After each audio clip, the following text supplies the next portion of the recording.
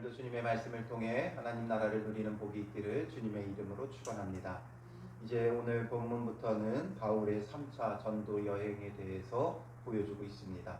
바울이 2차 전도 여행을 마치고 예루살렘 교회와 안디옥 교회에 선교 보고를 한 다음에 얼마 있다가 이제 3차 전도 여행을 시작하게 되는데, 이 3차 전도 여행의 목적은 먼저 앞선 전도 여행을 통해 세워진 교회들을 굳건히 하고, 그리고 또 한 가지는 에베소 교회를 방문해서 그곳을 돌아보고자 함이었어요. 왜냐하면 2차 전도 여행 때 바울이 그곳에 더 거하기를 위했지만 바울은 가야만 했어요. 사람들이 비록 환영한다 할지라도 이제 하나님의 뜻을 따라, 하나님의 명령을 따라 가이사랴로 해서 예루살렘 교회로 올라가야 했기에 떠났죠. 떠나면서 그들에게 한 약속이 있었죠. 만일 하나님의 뜻이면 너희에게 돌아오리라 약속한 그 약속을 지키기 위해 이 3차 전도 여행의 중요한 목적은 그 에베소 교회를 방문하는 거였어요. 그래서 이제 3차 전도 여행이 시작되어졌는데, 그 당시에 이제 에베소 교회의 그 상황을 오늘 본문은 다루고 있습니다. 오늘 본문의 18장 24절에 보면 알렉산드리아에서 난 아볼로라 하는 유대인이 에베소에 이르니라고 기록하고 있어요. 이 아볼로라는 한 사람이 등장하면서 그가 알렉산드리아 출신이었고, 그리고 유대인으로서 이제 에베소에 도착했어요. 그런데 이 아볼로라는 사람이 어떤 사람이었느냐? 언변이 좋고 성경에 능통한 자라 되어 있죠. 언변이 굉장히 뛰어났어요. 그리고 단순히 언변만 뛰어난 게 아니죠. 언변만 뛰어나면 사기꾼이 되기 쉬워요. 그런데 언변도 뛰어난데 성경에도 능통했어요. 그리고 그냥 단순히 유대인으로서 성경에 능통한 것이 아니라 25절에 보면 그가 일찍이 주의 도를 배워, 일찍부터 주의 도를 배웠다, 이렇게 기록하고 있죠. 그러니까 어떻게 그가 복음을 접했는지는 알 수 없어요. 그런데 일찍부터 주의 도, 그리스도의 도를 그가 배워서 알았고, 그래서 열심으로 예수에 관한 것을 자세히 말하며 가르치나 되어 있죠. 그래서 그 어떤 언변도 좋고 성경에도 능통하고 또 주의 도를 배웠고, 그래서 열심으로 예수에 관한 것을 자세히 말하며 가르치며 이제 에베소 교회에서 복음을 전했던 거예요. 이런 것처럼 성경에 기록되어져 있는 우리가 아는 사도들을 중심으로 전해진 복음의 그 역사 외에도 오순절 성령의 강림을 경험한 성도들이 흩어져서 각 곳에서 복음을 전했다라는 것을 알 수 있죠. 우리는 이름이 드러난 자들뿐만 아니라 드러나지 않은 자들도 참 많이 있어요. 하나님께서 바울이 고린도에서 기진했을 때 내 백성이 많다 말씀하셨죠. 그러니까 곳곳에 숨어있는 백성들이 많았고, 그러니 아마도 오순절 성령 강림 사건을 경험한 그 믿는 제자들이 각 곳으로 흩어졌을 거예요. 알렉산드리아라고 하면 여기는 이집트 땅이에요. 이집트 북부 지중해 해안 쪽에 있는 그런 도시인데, 그곳에도 많은 제자들이 오순절 성령 사건이었든 아니면 또 바울이나 사도들이 복음을 전한 자들이 이곳으로 뻗어나갔든 이곳까지 갔었고, 이곳에서 이렇게 탁월한 믿음의 사람이 있었다는 거예요. 그런데 이 사람에게 뭔가 문제가 하나 있었는데, 그 문제는 요한의 세례만 알 따름이라 기록하고 있어요. 요한의 세례만 안다. 이걸 보면 아마도 이 사람은 세례 요한의 제자를 통해서 복음을 접하지 않았을까 생각을 하게 돼요. 그러다 보니까 이가 아직은 예수 그리스도께서 주시는 성령의 세례를 미처 알지 못했던 거예요. 그래서 이 에베소 교회에는 이 아볼로의 영향으로 요한의 세례만, 그러니까 세례 요한의 세례만 아는 그런 어떤 풍토가 좀 있었던 것 같아요. 그래서 이제 19장으로 넘어가면서 나오는 어떤 제자들, 바울이 에베소에 왔을 때 어떤 제자들을 만나는데 그들도 요한의 세례만 알아요. 그러니까 아마도 이 아볼로의 영향이었겠죠. 그래서 아볼로가 이곳에 와서 분명 예수 그리스도를 성경을 중심으로 설명했어요. 그러니까 굉장히 설득력 있게 논리적으로 복음을 전한 거예요. 그러니까 구약의 율법서와 선지자들의 그 예언이 다 누구에 관한 것임을 아볼로는 알았던 거예요. 예수 그리스도에 관한 것임을 알았던 거예요. 그래서 그 성경을 가지고 자세히 풀어서 설명하면서 이 모든 예언이 바로 메시아에 대한 것이 고난당하고 죽임당하고 또 하나님께서 다시 일으키실 것을, 그러니까 그들이 대망하고 있었던 메시아가 아니라 정말 그들이 막연히 바랬던 메시아가 아니라 율법의 선지서들에 말하고 있는 메시아가 바로 고난당하고 죽임당하고 하나님께서 다시 일으키실 그리스도라는 것. 그래서 그가 예수라는 것을 이도 전했다라는 거죠. 그런데 문제는 요한의 세례만 안다는 거예요. 이게 어떤 걸까 이해가 잘 안 돼요. 이해가 잘 안 되는데 아마도 굉장히 지적으로는 탁월해서 논리적으로는 설명했지만 한계는 세례 요한의 제자들과 접촉을 하면서 세례 요한이 주었던 세례는 뭐였어요? 회개의 세례였죠. 이 회개의 세례는 예수님이 오실 길을 예비하고 준비하는 거였어요. 그러니까 세례 요한의 사명 자체가 그리스도보다 먼저 와서 그가 오실 길을 예비하고 준비하는 광야에 외치는 소리였죠. 그래서 회개의 세례를 외쳤고 회개하고 돌이키며 예수님을 맞이할 마음의 준비를 시키는 거였어요. 그래서 이 논리적으로 그 모든 것을 듣다 보니까 회개해야 되고 돌이켜야 한다는 것을 깨달았고 이들이 회개하고 돌이키고 세례를 받기까지는 했지만 정말 예수 그리스도를 그들의 삶의 주인으로 모시고 성령의 충만함을 받아 성령의 인도하심을 온전히 받지 못하고 있는 그런 상태였다라는 거죠. 그러니까 우리가 지식적으로 배우면 어느 정도 논리적으로 예수 그리스도에 대해서 배워 알 수는 있지만 지식적으로만 신앙생활하는 데는 한계가 있어요. 그래서 그것을 성령이 우리 안에서 역사해 주어야 본질적인 우리의 변화가 양자의 영, 그리스도의 영, 그 영이 거룩한 영이 우리 안에 들어올 때 그 거룩한 영이 우리 안에서 역사해야 우리의 죽은 양심이 살아나고 우리가 이제는 온전히 선한 것을 추구하고 하나님의 뜻을 따르며 주님이 주시는 그 사명을 온전히 따를 수 있는 거죠. 우리 안에 두 마음이 있어요. 성령의 소욕과 육체의 소욕이 있죠. 이 두 가지가 날마다 싸우는데 그 가운데 성령의 충만함이 우리 가운데 필요한 거예요. 그래서 이들에게 성령의 충만함이 없는 거죠. 그러니까 이것을 브리스길라와 아굴라가 듣고 알았죠.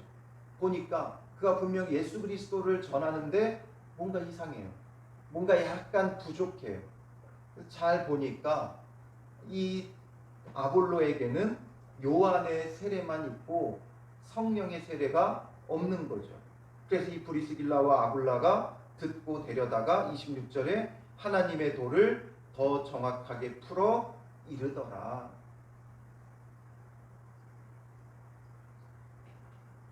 이걸 보면 아볼로라는 사람이 정말 뛰어난 사람이었어요. 탁월한 사람이었어요.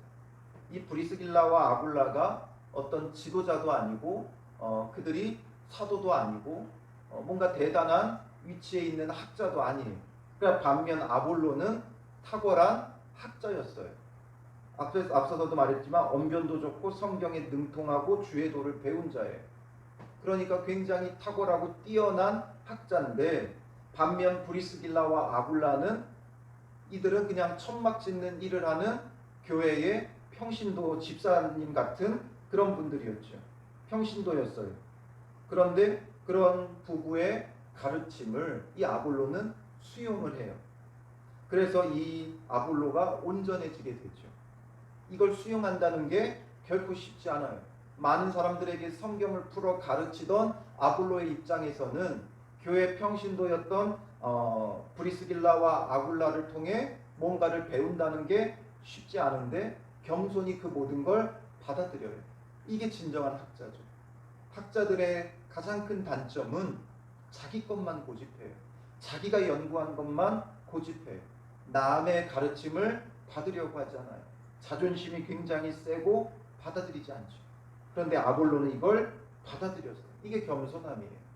그리고 브리스길라와 아굴라도 마찬가지예요. 이 브리스길라와 아굴라도 얼마나 겸손한 사람이었는지 정말 이 아볼로를 위하고 생각하고 사랑하는 마음에서 그를 데려다가 이렇게 돌보면서 양육하는 거죠. 그렇지 않았다면 브리스길라와 아굴라가 교만한 자들이었다면 교회에 아마 이야기했을 거예요. 저자가 성령의 세례는 알지 못한다. 요한의 세례는 알지만 성령의 세례를 알지 못하고 온전히 알지 못한다. 이러면서 그를 공개적으로 망신 주고 면박을 주고 내쫓을 수도 있어요. 그리고 오히려 자기들을 높이고 자기들의 영향력을 더 늘려갈 수도 있었을 거예요. 그런데 그렇게 하지 않고 겸손하게 조용히 따로 불러서 데려다가 그에게 그와 교제하며 이야기 나누며 정말 성령의 세례까지도 그에게 알리는 거죠. 이것이 바로 오늘 우리가 필요한 자세예요. 누가 부족하면 그거 오해다, 잘못 알고 있다, 뭔가를 지적하기보다는 따로 겸손하게 불러서 이렇지 않냐, 저렇지 않느냐 잘 이야기 나누고 뭔가 그가 착각하고 있는 것들을 이야기 나눠야 돼요. 근데 우리는 사람들에게 헌담하는 걸 좋아하기 때문에 자꾸만 누구의 어떤 부족함, 흠, 잘못을 드러내놓고 이야기하기를 좋아하죠. 드러내놓고 이야기할 것이 아니라 겸손하게 따로 이야기를 하는 이들의 모습도 볼 수 있죠. 이게 바로 믿음의 사람들의 자세예요. 우리는 누구에게서라도 배워야 돼요. 네가 나를 가르치려 하느냐? 예수님을 향한 유대인들의 항변이었죠. 또한 사도들을 향한 유대인들의 항변이었어요. 그런 완악한 마음을 우리가 가지면 안 돼요. 네가 누구길래 우리를 가르치려 드느냐가 아니라 무엇을 말하면 생각해 봐야 돼요. 변명하거나 무조건 거부하기보다는 일단은 생각해 봐야 돼요. 내가 혹시 놓치고 있지는 않았는지, 내가 오해하고 있지는 않았는지, 내가 잘못 알고 있지는 않았는지 다시금 생각해 봐야 되는 거예요. 그리고 또한 누군가에게 잘못된 것이 있다면 공개적으로 이야기하지 말고 개인적으로 이런 부분도 있다, 이런 부분도 좀 생각해 봐라, 이렇게 해서 잘 조언해주고 돌봐줄 수 있는 게 그리스도인의 자세가 되어야 하는 거죠. 그래요. 그렇게 이제 바르게 하나님의 도를 정확히 깨달은 아볼로가 이제 27절에 보면 아가야로 건너가고자 함이라. 이 아가야는 어떤 지역이었어요? 그리스 남부 지역, 고린도와 아덴이 있었던 지역이죠. 그곳으로 건너가고자 해요. 정확히는 그가 이 아가야 지역의 고린도로 가게 되어져요. 이렇게 가고자 하니까 형제들이 어떻게 해요? 이 에베소에 있었던 형제들, 브리스길라와 아굴라와 신앙인들이 그를 격려해요. 그를 격려해주고, 격려해줬다는 건 여러 가지겠죠. 말로 위로해주고 축복해주고 이런 것도 있었겠지만 그가 오고 가는데 필요한 비용이나 이런 것들로 그를 세워주고 또 제자들에게 편지를 써 영접하라 하였더니 그에게 추천서를 써주는 거예요. 훌륭한 사람이다. 그를 통해 그를 맞이하고 그를 통해 배우라는 거죠. 브리스길라와 아굴라가 고린도에서부터 바울을 따라 에베소로 와서 남겨졌었죠. 그러니까 아마도 브리스길라와 아굴라를 고린도 교인들이 잘 아니까 그들의 이름과 또 그들을 아는 자들의 그런 어떤 추천서를 통해서 이제 아볼로가 고린도로 가게 돼요. 그래서 그가 감에 은혜로 말미암아 믿은 자들에게 많은 유익을 주니 아볼로가 그들에게 많은 유익이 되어졌어요. 왜 유익이 될 수 있겠어요? 바로 브리스길라와 아굴라를 통해 바르게 양육되어지니까 아주 크게 유익이 되죠. 오늘 우리도 그런 사람이 되어져야 돼요. 어디를 가든지 유익을 줄 수 있어야 돼요. 해가 되면 안 되고 유익을 줄 수 있어야 돼요. 유익이 되기 위해서는 내가 낮아지고 희생하고 섬기는 일을 해야 하는 것이죠. 그가 어떤 유익을 그들에게 주었는가? 이는 성경으로서 예수는 그리스도라고 증언하여 공중 앞에서 힘있게 유대인의 말을 이기미러라. 이 아볼로도 바울처럼 어디를 가든지 회당을 중심으로 복음을 전했어요. 그러니까 이 아볼로가 이곳에 가서 회당에서 유대인들과 여러 가지로 논증을 하면서 예수는 그리스도라고 증언했어요. 그냥 막연히 증언한 게 아니라 성경으로서 성경의 모든 말씀을 가져다가 그 성경의 예언이 예수에 관한 것임을, 그리스도에 관한 것이고 그 그리스도가 바로 예수라는 사실을 아주 논리적으로 논증하고 변증해 준 거예요. 이 시대 사람들은 논증과 변증을 굉장히 좋아했어요. 그게 헬라 철학의 영향도 있고 또 유대인의 교육법 중에 하나가 문답식이었죠. 질문을 던지고 그것에 답하고. 그런데 이 아볼로가 그런 모든 논증과 문답에 있어서 아주 탁월한 학자였기에 성경을 가지고 전부 다 풀어가지고 예수 그리스도에 관해서 증언을 하니까 유대인들의 그 모든 말을 이겼다. 그러니까 그들이 더 이상 할 말이 없게끔 아주 논리정연하게 잘 전했다라는 거죠. 그러니 유대인들의 핍박으로부터 성도들을 보호하고 논증하고 이렇게 하는 일들을 함으로 유익을 주는 거죠. 그래서 나중에 바울이 이 아볼로에 대해서 뭐라고 말해요? 고린도전서 3장 6절에 보면 나는 심었고 아볼로는 물을 주었으되 오직 하나님께서 자라나게 하셨나니 이렇게 되어 있죠. 바울은 고린도 교회 복음의 씨앗을 심었고 아볼로는 그들에게 물을 주었다는 거예요. 잘 자랄 수 있도록 물을 주었다는 거죠. 그게 바로 오늘 본문에 그가 성경으로서 예수는 그리스도라고 증언한 거죠. 그러니까 하나님께서 그들을 아주 쑥쑥 자랄 수 있게끔 하셨다라는 거죠. 그리고 이제 이 아볼로가 고린도에 있을 때 19장으로 넘어가면 1절에 고린도에 있을 때 바울이 윗지방으로 다녀. 이 윗지방으로 다녔다는 것은 18장 23절에 보면 바울이 이제 3차 전도 여행을 떠났을 때 18장 23절에 얼마 있다가 떠나 갈라디아와 부르기아 땅을 차례로 다니며 모든 제자를 굳건하게 하니라. 바로 이 갈라디아와 부르기아 땅을 말해요. 윗지방. 그러니까 소아시아 지역의 위쪽 지역에 갈라디아와 부르기아가 있었어요.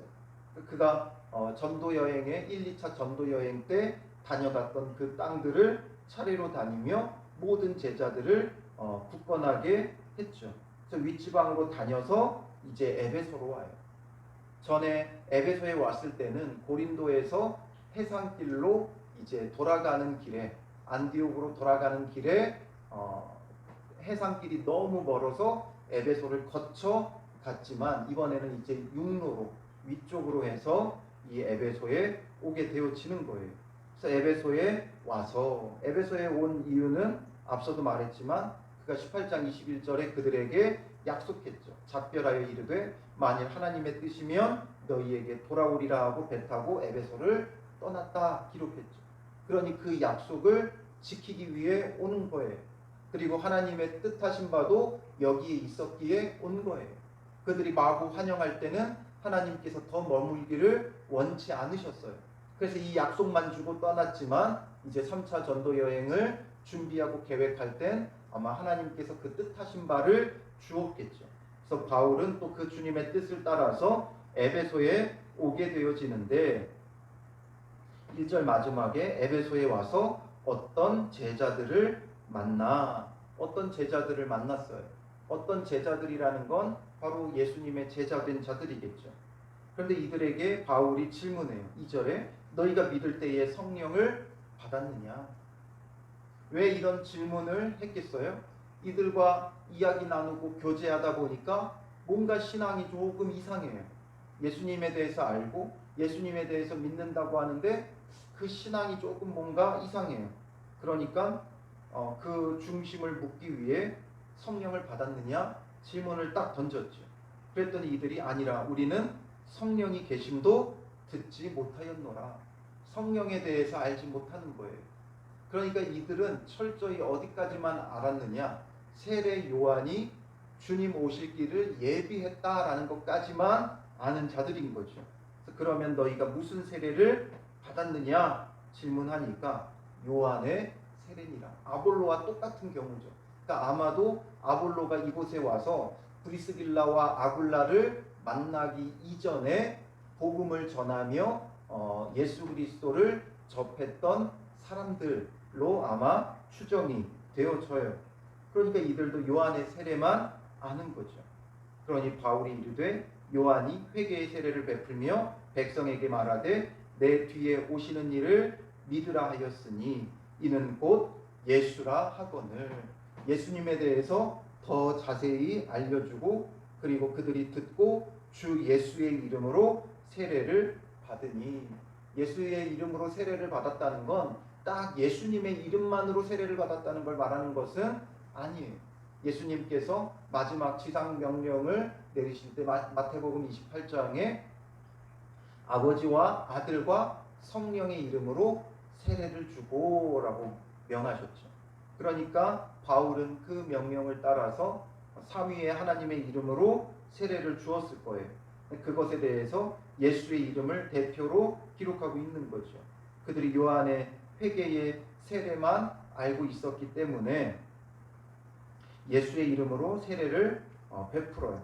그리고 바울이 그들에게 안수함에 성령이 그들에게 임하심으로 방언도 하고 예언도 하니 모두 12사람쯤 되니라. 그러니까 성령의 강한 임재가 이들에게 나타나면서 오순절 사건 때와 같이 방언도 하고 예언도 해요. 이것을 우리가 좀 오해하면 안 돼요. 그래서 우리가 물로 세례를 받고 그 다음에 또다시 성령으로 예수의 이름으로 세례를 받아야 되는가? 이런 걸 근거로 해서 재세례파라는 자들이 있어요. 그러니까 성령의 세례를 따로 받아야 된다 이거죠. 그 물 세례뿐만 아니라 성령의 세례를 뭔가 따로 받아야 된다는 거예요. 그런데 이거는 어디까지나 초대교회 때에 아주 특수한 상황이 있었던 이들에 대해서 또다시 바울이 세례를 베풀었을 뿐이지 우리에게 또 다른 세례가 필요한 건 아니에요.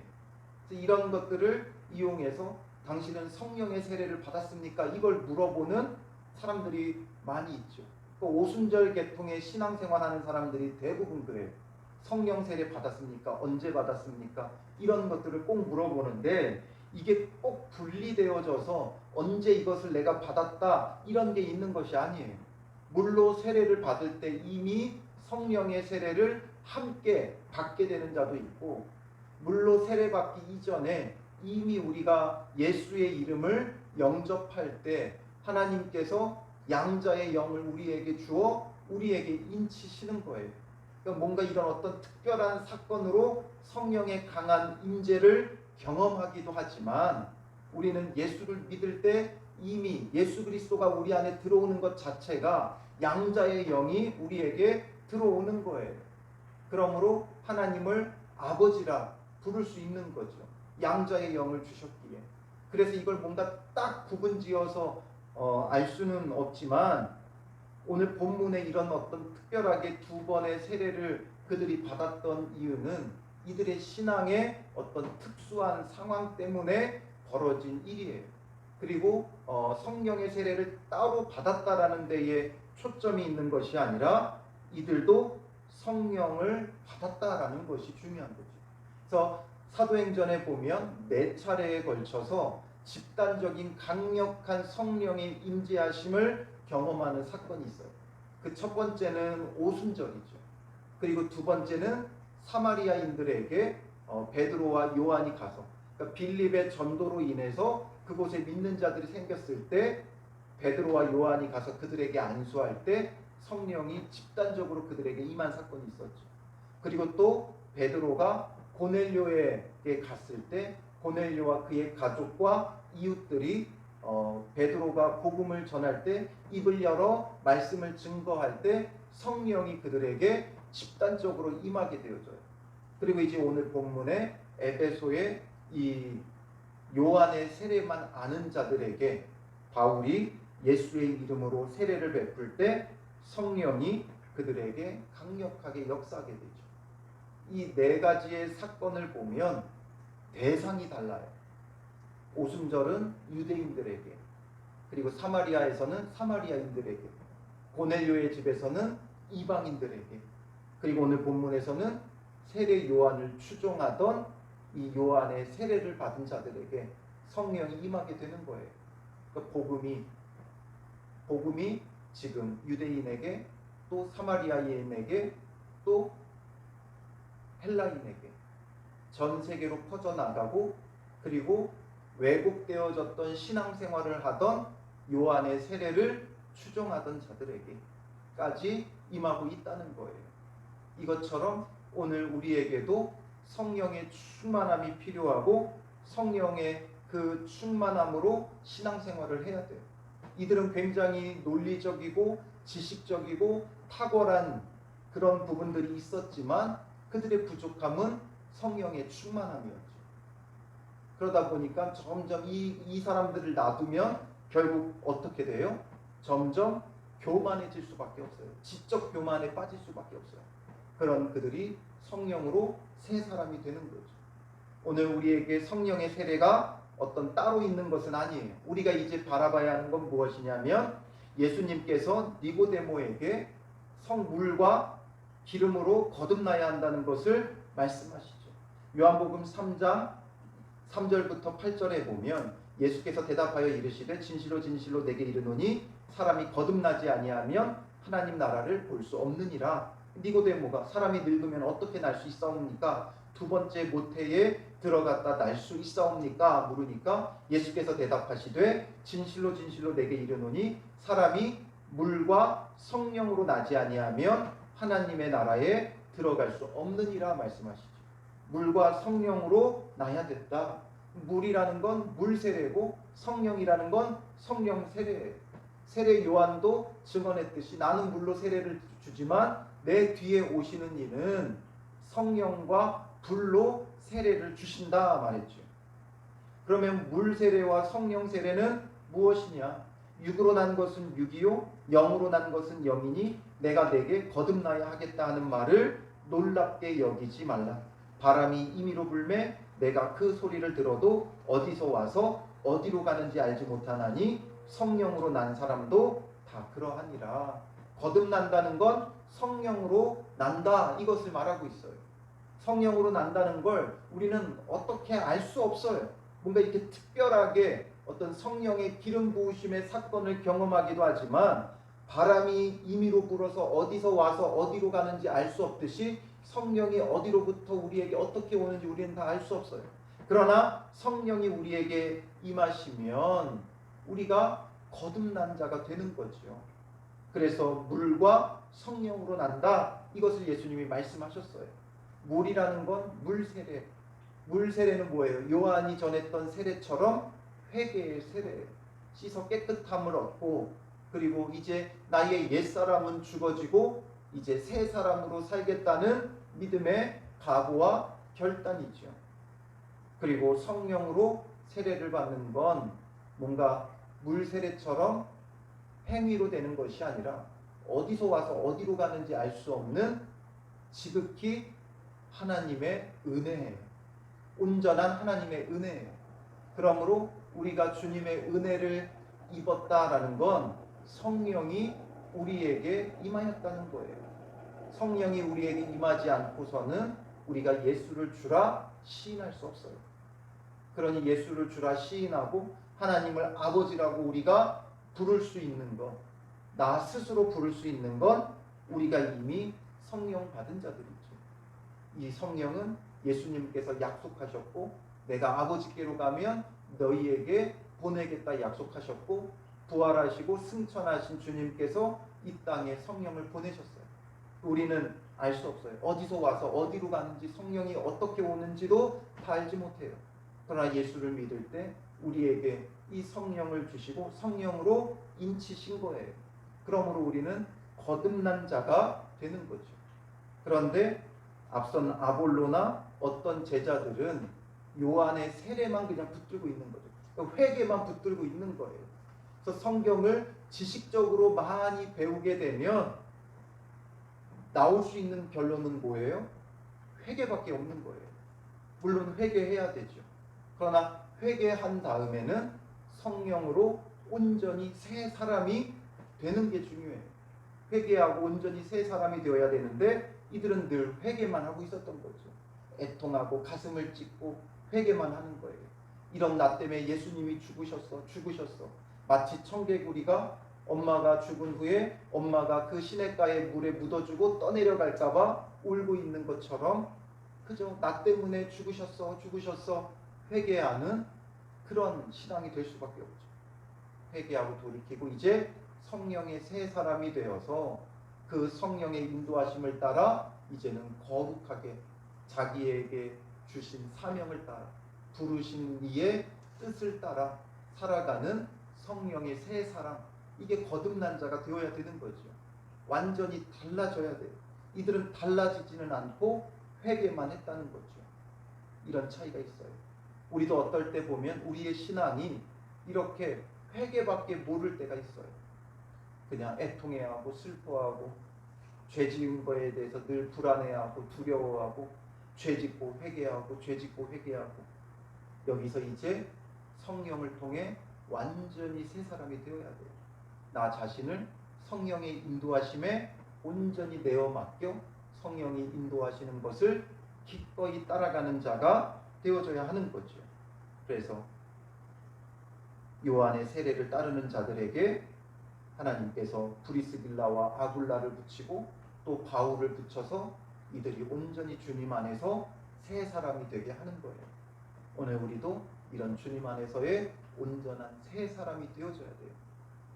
주일만 와서 예배하고 회개하고 돌이키고 돌아가는 게 아니라 우리의 매일의 삶 속에 성령의 인도하심 속에 온전히 거룩한 새 사람이 되어지는 은혜가 있기를 주님의 이름으로 축원합니다. 기도하겠습니다. 살아계신 아버지 하나님, 우리가 예수님도 알고 말씀도 알지만 성령의 충만함이 부족합니다. 아볼로처럼 어떤 제자처럼 요한의 세례만 아는 것처럼 우리의 신앙생활이 늘 죄짓고 회개하고 또 죄에 대한 두려움과 염려와 걱정을 가지고 이런 뭔가 양심이 살아나는 것 같으나 여전히 또다시 넘어지고 쓰러지는 우리의 모습을 보게 됩니다. 주님, 예수님께서 주시는 그 성령의 세례가, 성령의 충만함이 성령으로 거듭난다는 것이 무엇인지 온전히 깨닫게 하시고 오늘 하루 우리가 성령으로 온전히 새 사람이 되어 이제 우리 안에 있었던 욕심과 정욕과 나의 뜻과 나의 목적을 내려놓게 하시고 온전히 주님이 주신 거룩한 그 뜻, 나를 택하여 부르신 이의 뜻, 주님이 주신 그 사명을 이루기 위해 성령의 인도하심을 철저히 따라 나아가는 믿음의 사람 되게 하옵소서. 우리의 욕심과 정욕으로 거부하지 말게 하시고 성령이 주시는 그 마음을 기쁘게 순종하며 따라가며 예수 그리스도의 증인된 삶을 살아가게 하옵소서. 가정 안에서, 학교에서, 일터에서, 이웃들과의 관계 속에서 우리를 어디에 세우시든지 성령의 충만함 속에 거룩한 새 사람으로 살아가는 복된 은혜의 날 되게 하여 주실 줄 믿사오며 예수님의 이름으로 기도합니다. 아멘.